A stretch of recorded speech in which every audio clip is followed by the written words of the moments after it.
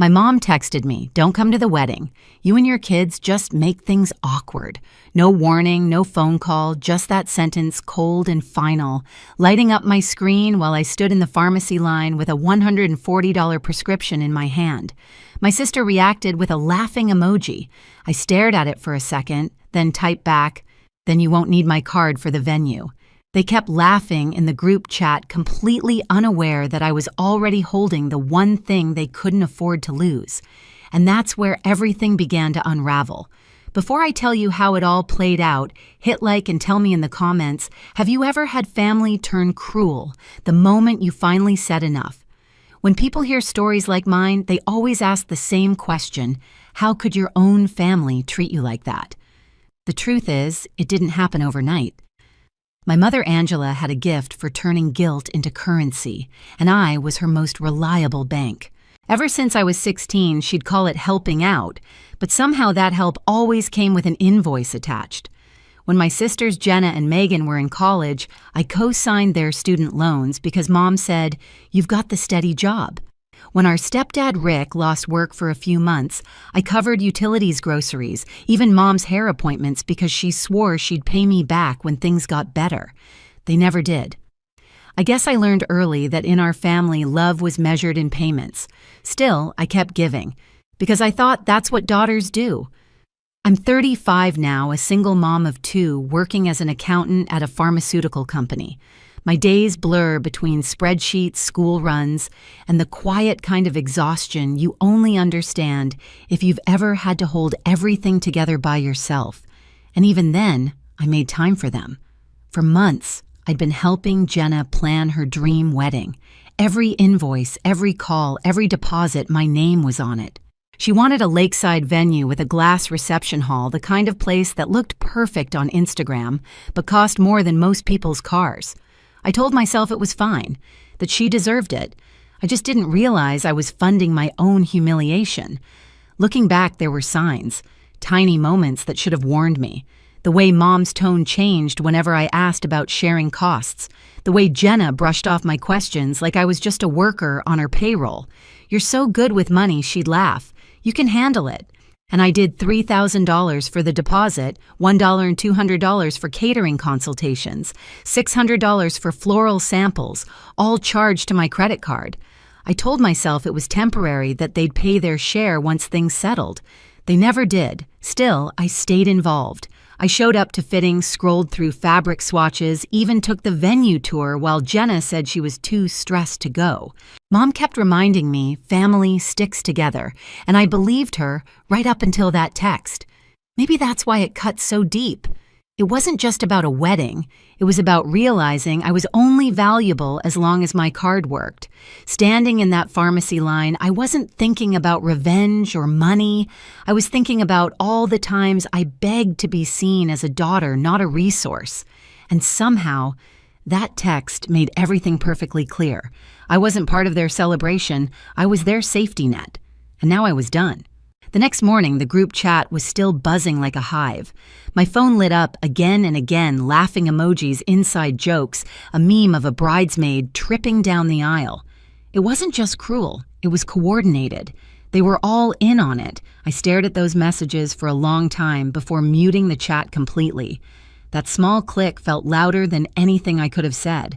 I sat on the edge of my bed, phone still in my hand, and thought about the last 6 months. Every receipt, every deposit, every favor that had been brushed aside like it meant nothing. I had spent over $4,000 helping them prepare for the big day. I had rearranged my life, skipped weekends with my kids, took time off work, all to make sure everything looked perfect for Jenna. And now they had decided I was the one ruining it. That realization didn't sting the way I expected. It burned, but underneath the heat, there was something steady clarity. They had never wanted me there. Not really. They wanted what I could give, not who I was. That night, Rick called me. He didn't say much, just that he'd seen the messages. His voice was quiet, careful. "You don't deserve that, Adeline," he said. "You've done more than anyone." I could hear the hesitation in his tone, the guilt of someone stuck between loyalty and truth. I told him not to worry, that I was fine. He didn't believe me, but he let it go. When we hung up, I opened my laptop. I scrolled through the venue contract, the one I had signed and paid the deposit for. My name stared back at me in bold black letters, Primary Contact Adeline Moore. I hadn't noticed how heavy those words felt until now. I looked around my apartment, quiet, dimly lit, the kids asleep in their rooms, and realized this was the only space that ever felt safe. Everything outside these walls belonged to them, the guilt, the expectations, the manipulation. But this was mine. My cursor hovered over the email draft I had started weeks ago when the venue asked for final confirmation. I remembered the coordinator's friendly voice. "You can reach out anytime if you need to make changes." My fingers tapped the keys before I could second-guess myself. I typed, "Can I cancel the booking if needed?" and hit send. The next morning, the reply came, "Yes, since you're the primary on file."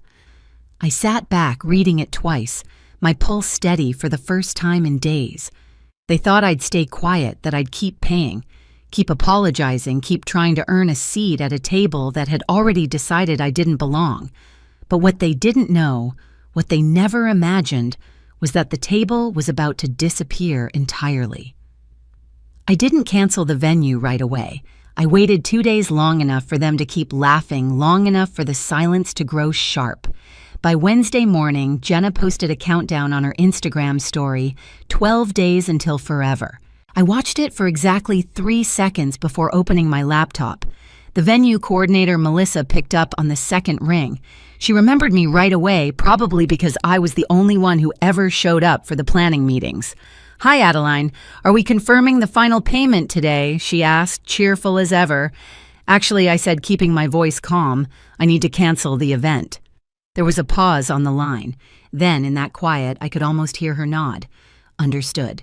Since the contract's under your name, I'll process the cancellation right now." Just like that, months of planning vanished with a single click.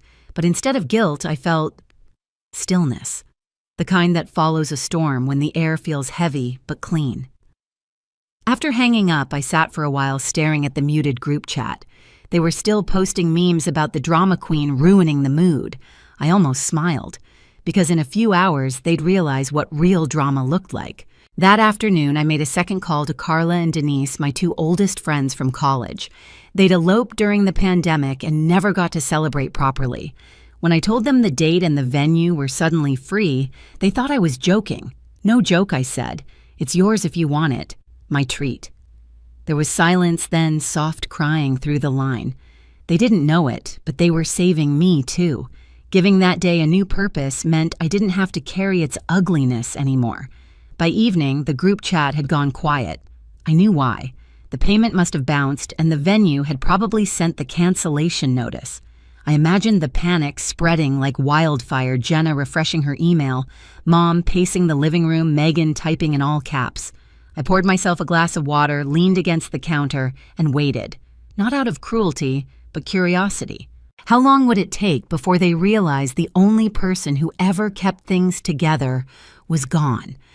They had turned my kindness into a joke. Now they were about to learn what happens when the punchline walks away. The fallout started faster than I expected. By Thursday morning, my phone was vibrating nonstop. Jenna, Mom, and Megan all calling, all leaving the same frantic messages. Why did the venue say the booking's gone? Adeline, call me back right now. What did you do? I didn't answer. I wanted them to feel that silence. For once, they could sit in the confusion they'd built for me all these years. By noon, Rick called. His tone was low but steady. "They're losing it," he said. "Jenna's crying, your mom's yelling, and Megan's trying to find someone to blame. I told them this would happen." He paused. "I'm sorry, kiddo. You deserved better. I didn't cry, I just said thank you for seeing it." That night, my mother called my house phone, a number she hadn't dialed in years. The ring sounded foreign in my own home. When I answered, she didn't waste time with greetings. "How could you do this to your sister? You sabotaged her wedding." I let her rant, her voice sharp and trembling. When she finally stopped to breathe, I asked quietly, was I even invited anymore? There was silence. Then she tried to backtrack. "You took that message the wrong way. We were joking. You know Jenna gets stressed. She didn't mean it." I almost laughed. "You all thought it was funny enough to post memes, Adeline." She said, her voice trembling between anger and guilt. "Don't make this worse. Just fix it." I hung up. No yelling, no dramatic exit, just a clean disconnect. The next morning, I met Rick for coffee downtown. He looked tired, the kind of tired that lives in your eyes. "Your mom's been impossible," he said. "Jenna's calling every venue within 50 miles, but everything's booked." "What about the catering?" I asked. He shook his head. "Refunds are gone. Non-transferable." For the first time, I saw the corners of his mouth twitch into something close to a smile. "You know, I told her if she doesn't apologize to you, I'm not paying a dime." I sipped my coffee, letting the warmth fill the quiet between us. "And what did she say?" He looked down. She said, "I'm being manipulated by you." I smiled back. "Maybe you're just paying attention." By Sunday, the silence from their end turned eerie. No calls, no updates, not even a single post from Jenna. I thought that was the end of it until Rick texted, "They found a new venue. Wednesday evening. Cheap banquet hall outside town." He didn't need to say more. I could picture it already, the fluorescent lights, folding chairs, buffet trays, steaming under tinfoil. On the day of the wedding, it rained. Not a soft drizzle, but a cold, relentless downpour that turned the parking lot into a puddle. I wasn't there, but I didn't have to be. People sent me photos. A cousin texted, "What happened? It looks sad." Jenna didn't tag me in anything, of course, but Megan slipped up, posted a blurry shot of the hall beige walls, plastic flowers, cheap sound system. The caption read, "Round 2, no drama." The irony almost made me laugh. Later that night, Rick called. "You won't believe this," he said. During the bouquet toss, one of Jenna's old friends caught it and shouted that the groom's still been texting her. Whole place went silent. I covered my mouth, not out of shock, but to hide the smile I didn't want him to hear. "Your mom blamed me," Rick continued. "Said I invited the wrong people, said this is all my fault. I told her she pushed away the only person who ever kept this family together." He exhaled long and heavy. I think she finally understood it. Maybe not the words, but the silence after. When the call ended, I sat on my couch for a long time, listening to the quiet hum of the refrigerator, the faint breathing of my kids asleep down the hall. I expected to feel vindicated, maybe triumphant, but instead, I felt calm, like something heavy had finally slid off my chest. The next morning, Jenna texted me for the first time since the chaos began, "You must feel proud of yourself." "Everyone's talking about how cold you are." I stared at the message thumb hovering over the screen.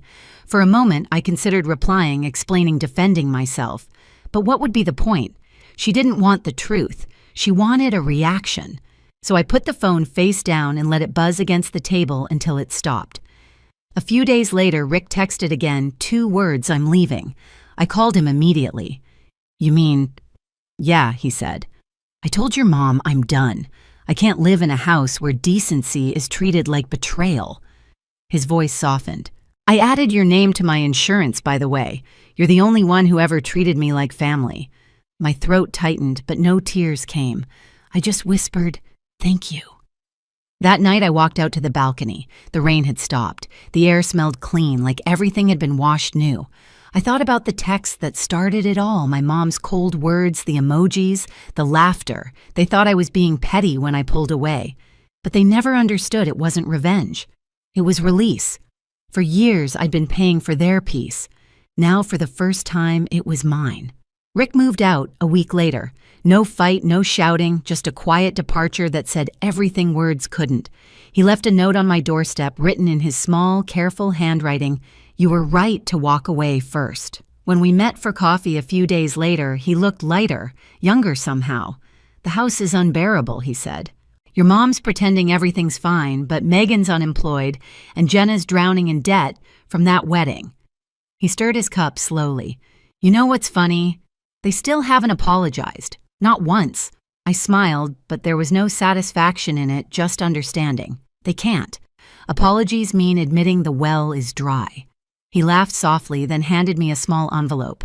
Inside was a check. "Part of that loan I took for them," he said. "They'll never see a dime of it again, but you deserve this back." I shook my head and slid it back toward him. "Keep it, Rick. You paid enough already." Later that night, I sat on my balcony watching the city lights blink below. My phone buzzed a text from Mom. "You've made your point, but this is still your family." I read it once, then typed back, "I didn't cut anyone off. I just stopped funding my own mistreatment." She never replied. Inside, my kids were laughing, building a pillow fort in the living room. I looked at them and realized that peace wasn't loud or flashy. It was quiet, steady, and finally, mine. For the first time in years, I didn't feel responsible for everyone else's happiness, just my own. I used to think love meant staying, no matter how much it hurt, that loyalty was about carrying the weight even when it wasn't mine. But now I know love without respect is just control dressed as care. Walking away wasn't revenge, it was survival.